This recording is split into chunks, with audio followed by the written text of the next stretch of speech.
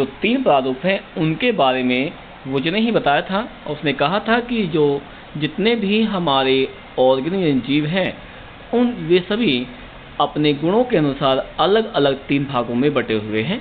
यदि हम 3 भागों की बातें करें तो पहला था एक था आपका आर्चिया है, दूसरा आपका हो गया बैक्टीरिया जिसे कि हम बैक्टीरिया कहते हैं, तीसरा आपका हो गया यूकेरिया जिसे कि हम यूकेरियोटा कहते हैं। और एक ध्यान रखिए जो आपका आर्चिया है, आर्चिया को आर्चियोबैक्टीरिया कहा जाता है। क्या कहते हैं? आर्चिया को आर्चियोबैक्टीरिया कहा जाएगा। इसलिए जो मैं साइंटिस्ट थे वो जो उसने क्या किया, सभी जीवों को क्या किया था, 3 पार्ट में डिवाइड किया था, जिसे कि हम क्या कहते हैं, जीवन के 3 प्रारूप कहते हैं। क्या कहते हैं? जीवन के 3 प्रारूप कहते हैं। That's clear. तो क्या कहेंगे? हम कहेंगे जीवन के 3 प्रारूप कहने वाले हैं। कौन कौन से आपके पास में होंगे? वे आपके होंगे बैक्टीरिया जिसे हम क्या कहते हैं, यूबैक्टीरिया नाम जानते हैं। दूसरा आपका हो गया आर्चिया जिसे हम आर्चियोबैक्टीरिया कहते हैं।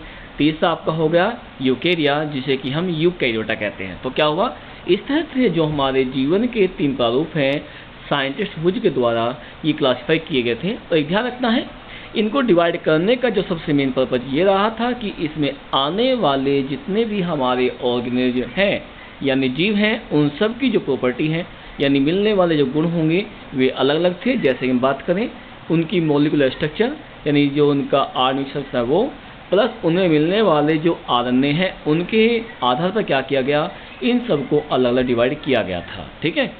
जैसे बातें की जाए आपके पास आर्चिया की और बैक्टीरिया बातें की जाए, इनमें क्या था कि इसमें सिंपल केंद्रक था।